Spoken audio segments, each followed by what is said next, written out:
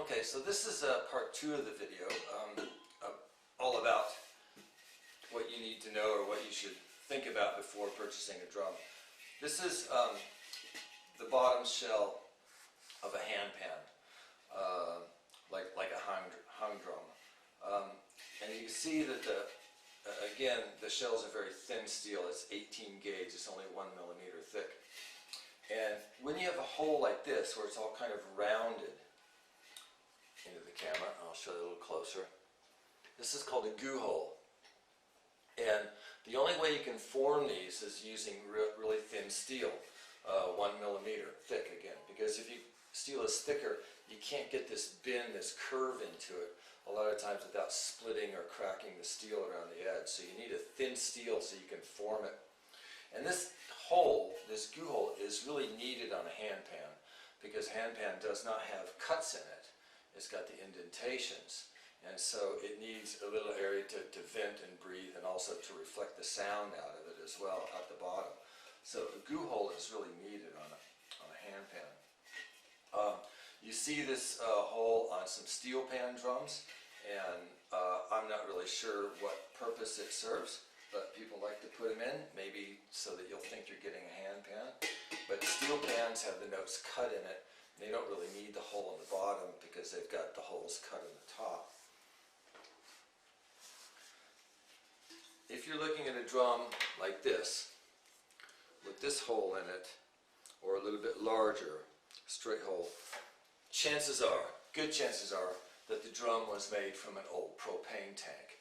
And that's because this used to be the top of the barbecue tank, and this is where the valve was, and we just simply cut the valve out. Now, when we started making our drums in 2008, this drum is 12 years old actually, we did the same thing. We got old propane tanks because, hey, they're basically free.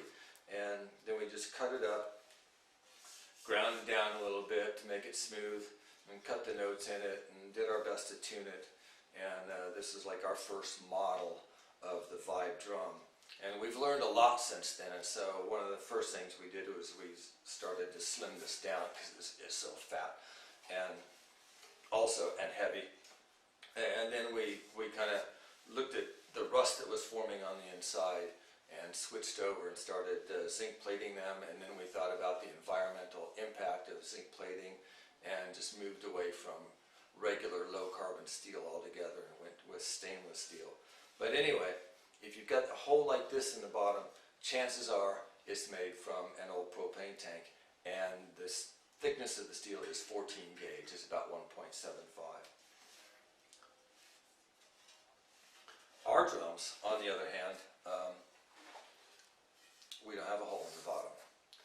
Due to our sound sculpturing, we've been able to eliminate the hole, and also, because we're not making them from an old propane tank, we form our own shells very, very carefully so we can maintain an even thickness across the surface of the steel. And so, because we don't have a hole in here, the center of the drum here kind of acts as a focal point. So when you play our drums and put it on your lap, you not only hear them, but you feel them as well, because the vibrations of the drum focus right here in the middle and go right into the body.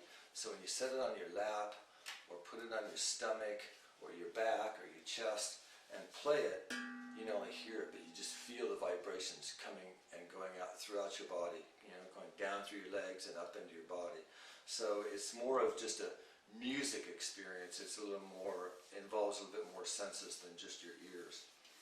And so this is one of the advantages of eliminating the hole.